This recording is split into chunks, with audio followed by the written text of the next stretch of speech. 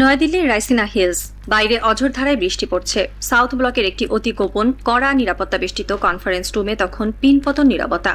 বিশাল mahogany কাঠের টেবিলের ঠিক মাঝখানে বিছানো আছে দক্ষিণ এশিয়ার একটি ম্যাপ। ম্যাপটির ঠিক কেন্দ্রবিন্দুতে থাকা বাংলাদেশ নামের ভূখণ্ডটির ওপর লাল মার্কার দিয়ে বেশ কয়েকটি গোল দাগ দেওয়া হয়েছে। টেবিলের এক প্রান্তে বসে আছেন ভারতের পররাষ্ট্র বিষয়ক সংসদীয় স্থায়ী কমিটির প্রধান শশী থারুর। তার চোখে মুখে চরম উৎকণ্ঠা। টেবিলের অপর প্রান্তে বসে থাকা ভারতের পররাষ্ট্র মন্ত্রণালয়ের শীর্ষ কর্মকর্তাদের দিকে তিনি এমনভাবে তাকিয়ে আছেন যেন যে কোনো মুহূর্তেই ফেটে পড়বেন। What is happening in our backyard? থারুরের গলাটা গম্ভীর, কিন্তু তার ভেতরের কম্পনটা স্পষ্ট। একসময় যে দেশটিকে সাউথ ব্লক নিজেদের হাতের মুঠোয় ভেবে নিশ্চিন্তে ঘুমাতো, আজ সেই দেশটি তাদের রাতের ঘুম হারাম করে দিয়েছে। ঢাকার বাতাস বদলে গেছে, আর সেই বদলানো বাতাসের ঝাপটায় ভারতের 53 বছরের সাজানো ভূরাজনৈতিক তাসের ঘর এখন ভাঙার উপক্রম। গল্পের শুরুটা এই রুদ্ধদ্বার কক্ষ থেকেই। একটি দেশের উপর প্রভাব হারানোর যে ভয়ঙ্কর মানসিক যন্ত্রণা, তা আজ কুড়ে কুড়ে খাচ্ছে দিল্লির নীতি নির্ধারকদের। একদিকে অর্থনীতির টানাপোড়েন, অন্যদিকে ঢাকার নতুন সামরিক ও কৌশলগত মিত্রতা। সব মিলিয়ে ভারত এখন এমন এক গোলকধাঁধায় আটকে পড়েছে যেখান থেকে বের হওয়ার কোনো পথ তাদের জানা নেই। সাউথ ব্লকের এই অস্থিরতার শুরুটা হয়েছিল অর্থনীতি দিয়ে। ভারতের বৈদেশিক মুদ্রার রিজার্ভের ওপর বর্তমানে প্রচণ্ড চাপ। এই চাপ সামলাতে তারা একটি নতুন কৌশল গ্রহণ করেছিল, তাদের নিজস্ব মুদ্রা অর্থাৎ রুপিকে আন্তর্জাতিক মুদ্রা হিসেবে প্রতিষ্ঠিত করা। আর এই পরীক্ষার গিনিপিগ হিসেবে তারা বেছে নিয়েছিল তাদের প্রতিবেশী দেশগুলোকে। নেপাল, ভুটান, শ্রীলঙ্কার মতো ছোট অর্থনীতির দেশগুলো দিয়ে খুব একটা ফায়দা হবে না, সেটা দিল্লি ভালো করেই জানে। তাই তাদের প্রধান লক্ষ্য ছিল বাংলাদেশ। ভারতের নীতি নির্ধারকরা অত্যন্ত সক্রিয়ভাবে চেষ্টা করে আসছিলেন বাংলাদেশ যেন রাশিয়ার সাথে তাদের বিশাল অঙ্কের দ্বিপাক্ষিক বাণিজ্য ভারতীয় রুপিতে করে। পরিকল্পনাটি ছিল নিখুঁত। বাংলাদেশ যদি রাশিয়ার পেমেন্টগুলো রুপিতে করতে শুরু করে, তবে ভারতীয় মুদ্রা আন্তর্জাতিক বাজারে একটি শক্ত ভিত্তি পাবে, আর ভারতের রিজার্ভের ওপর থেকেও চাপ কমবে। শুরুতে হয়তো কিছুটা ইতিবাচক ফল পাওয়ার আশায় দিল্লি এই ছক কষেছিল। তারা ভেবেছিল আগের মতো একটু চাপ দিলেই হয়তো ঢাকায় প্রস্তাবে রাজি হয়ে যাবে। ভিসা চালুর টোপ, সম্পর্ক স্বাভাবিক করার মূলা সবই ঝোলানো হয়েছিল, কিন্তু দিল্লি বুঝতে পারেনি যে ঢাকার মসনদে এখন আর এমন কেউ বসে নেই যাকে চাইলেই নিজেদের স্বার্থে ব্যবহার করা যায়। শশী থারুরের নেতৃত্বাধীন সংসদীয় কমিটি যখন অর্থনীতির এই ব্যর্থতা নিয়ে আলোচনা করছিল, তখন হঠাৎ করে আলোচনার মোড় ঘুরে যায় সামরিক ও কৌশলগত দিকে। আর এখানেই শুরু হয় আসল থ্রিলার। কমিটির সদস্যরা ভারতের পররাষ্ট্রমন্ত্রী এস জয়শঙ্করের মন্ত্রণালয়ের দিকে অত্যন্ত তীক্ষ্ণ এবং অস্বস্তিকর কিছু প্রশ্ন ছুড়ে দিয়েছিলেন। তাদের ভাষায় পাকিস্তান এবং চীন হল ভারতের আনফ্রেন্ডলি কান্ট্রি বা অবন্ধু সুলভ রাষ্ট্র। আর এই দুই দেশের সামরিক পদচারণা বাংলাদেশে যেভাবে বাড়ছে, তা ভারতের জন্য এক চরম অশনি সংকেত। কমিটি সরাসরি 3টি ভয়ঙ্কর প্রশ্ন রেখেছে সরকারের কাছে। 1. মোংলা পোর্টের রহস্য।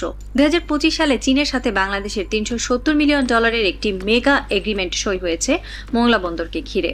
ভারতের চোখে মোংলা বন্দর হল কৌশলগতভাবে অত্যন্ত গুরুত্বপূর্ণ একটি স্পর্শকাতর এলাকা। কমিটি প্রশ্ন তুলেছে, এটি কিভাবে সম্ভব হলো? এত বড় একটি পোর্ট চীনের হাতে গেল, আর আপনারা শুধু বসে বসে দেখলেন। এটাকে থামানোর জন্য আপনারা কি করেছেন? 2. লালমনিরহাট এয়ারবেস, সীমান্ত থেকে মাত্র 15 কিলোমিটার। কমিটির কাছে গোয়েন্দা তথ্য এসেছে যে লালমনিরহাটের পুরনো বিমান ঘাঁটিটিকে নতুন করে আপগ্রেড বা আধুনিকায়ন করছে বাংলাদেশ। আর এই কাজে ঢাকা সাহায্য নিচ্ছে চীন বা পাকিস্তানের মতো দেশগুলোর। সবচেয়ে আতঙ্কের বিষয় হলো, এই এয়ারবেসটি ভারতীয় সীমান্ত থেকে মাত্র 15 কিলোমিটার দূরে অবস্থিত।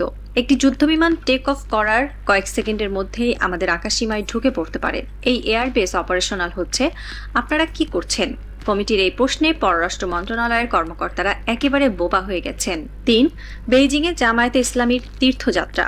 তৃতীয় প্রশ্নটি ছিল আরও গভীর রাজনৈতিক হিসাব নিকাশের।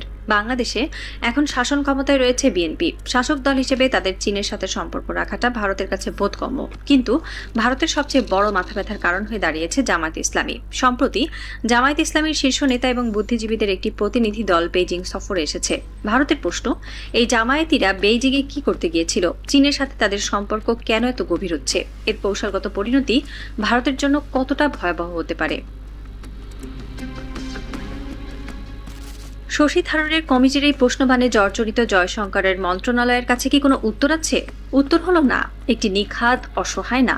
কেন নেই?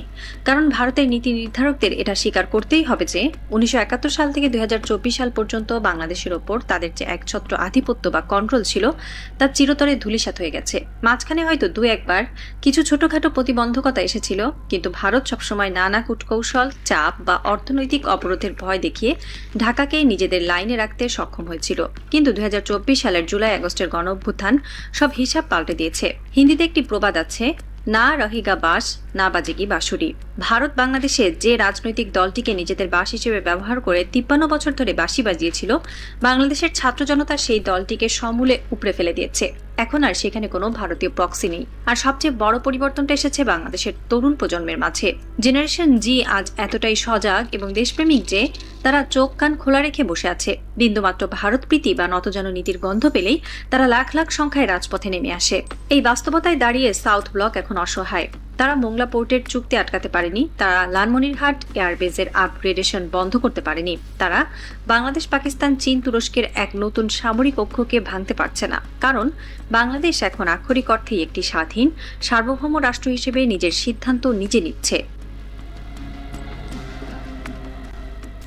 দিল্লির এই কান্নাকাটি এবং অভিযোগের মাঝে হঠাৎ করে একটি আন্তর্জাতিক রিপোর্ট এসে ভারতের কফিনে শেষ পেরেকটি ঠুকে দিল।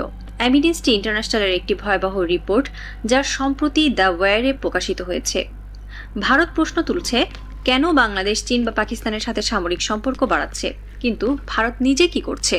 রিপোর্টে বলা হয়েছে, গাজা, লেবানন, ইরান, ইয়েমেন এবং সিরিয়ায় ইসরায়েল যখন চরম অমানবিক হামলা এবং গণহত্যা চালাচ্ছে, তখন সেই ইসরায়েলের হাতে অস্ত্র তুলে দিচ্ছে ভারত। ইসরায়েলে অস্ত্র রপ্তানিকারী 9টি বড় কোম্পানির মধ্যে 3টি হল ভারত সরকার নিয়ন্ত্রিত কোম্পানি। বাংলাদেশের সাধারণ মানুষ থেকে শুরু করে রাজনৈতিক স্তর সবখানে ইসরায়েল চরমভাবে ঘৃণিত। ইসরায়েলকে বাংলাদেশে একটি নেতিবাচক এবং অবৈধ রাষ্ট্র হিসেবেই দেখা হয়। অন্যদিকে গাজার মজলুম মুসলমানদের প্রতি বাংলাদেশে রয়েছে শর্তহীন সমর্থন। এখন হিসাবটা মেলান। ভারত সেই ইসরায়েলকে অস্ত্র দিচ্ছে যারা বাংলাদেশের বন্ধু প্রতিম রাষ্ট্রগুলোর ফিলিস্তিনি, ইরান, লেবাননের উপর বোমা বর্ষণ করছে। অথচ বাংলাদেশ কি একবারও ভারতকে জিজ্ঞেস করেছে আপনারা কেন ইসরায়েলকে অস্ত্র দিচ্ছেন? বাংলাদেশ কি ভারতের এই সার্বভৌম সিদ্ধান্তে হস্তক্ষেপ করেছে বা কোনো প্রতিবাদ লিপি পাঠিয়েছে? না, বাংলাদেশ একটি শব্দ উচ্চারণ করেনি, কারণ ঢাকা জানে এটি ভারতের নিজস্ব পররাষ্ট্রনীতি। তাহলে শশী থারুরের কমিটি কোন মুখে বাংলাদেশকে প্রশ্ন করে?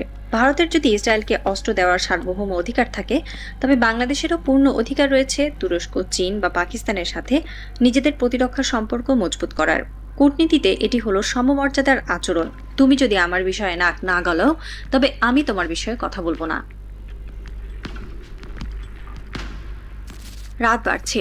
সাউথ ব্লকের সেই কনফারেন্স রুমের বাতাস এখন বেশ ভারী। এসির ঠান্ডা হাওয়া সত্ত্বেও উপস্থিত অনেকের কপালে ঘাম জমছে। শশী থারুর তার ডেস্কে রাখা ফাইলটা সশব্দে বন্ধ করলেন। তিনি বুঝতে পারছেন তার হাতের মুঠো থেকে বালি গলে যাওয়ার মতো করে ঢাকা বেরিয়ে গেছে। যে দেশটিকে তারা একদিন নিজেদের স্যাটেলাইট ভেবেছিল, সেই দেশটি আজ চীন, পাকিস্তান আর তুরস্কের সামরিক প্রযুক্তিতে বলিয়ান হয়ে এক নতুন দুর্গ গড়ে তুলছে।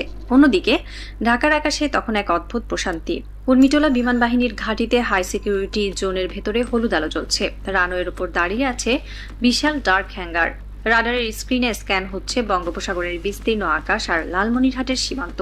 ঢাকা থেকে একটি এনক্রিপ্টেড মেসেজ সেন্ড হলো বেইজিং এবং আঙ্কারার ঠিকানায়। মেসেজে খুব বেশি কিছু লেখা নেই, শুধু লেখা, the sky is clear, proceed with phase 2। দাবার বোর্ডে রাজা, মন্ত্রী, গজ সব সাজানো শেষ, কিন্তু ঘুঁটিগুলো আর সাউথ ব্লকের হাতে নেই। ঢাকা এখন নিজেই এক মাস্টার মাইন্ড প্লেয়ার। একদিকে চীনের প্রাচীর, অন্যদিকে তুরস্কের ড্রোন। এই দুইয়ের মাঝে দাঁড়িয়ে বাংলাদেশ আজ এক নতুন অজেয় দুর্গ গড়ে তুলছে। ভোরের আকাশ একটু একটু করে ফর্সা হচ্ছে, কিন্তু এই ভোর কোনো শান্তির বার্তা নিয়ে আসছে না। এটি এমন এক স্নায়ুযুদ্ধের সূচনা, যেখানে পরাশক্তির অহংকার আর একটি উদীয়মান স্বাধীন দেশের সামরিক কূটনীতির মাঝে এক চূড়ান্ত স্নায়ুর লড়াই হতে যাচ্ছে। ভারত হয়তো এখনো চেষ্টা করবে তাদের দাদাগিরি ফলানোর, কিন্তু তারা জানে লালমনিরহাটের ওই আপগ্রেড হওয়া রানওয়ে থেকে যে কোনো মুহূর্তে ডানা মেলতে পারে এমন এক সামরিক ড্রাগন, যা তাদের সমস্ত হিসাব নিকাশ পাল্টে দেবে।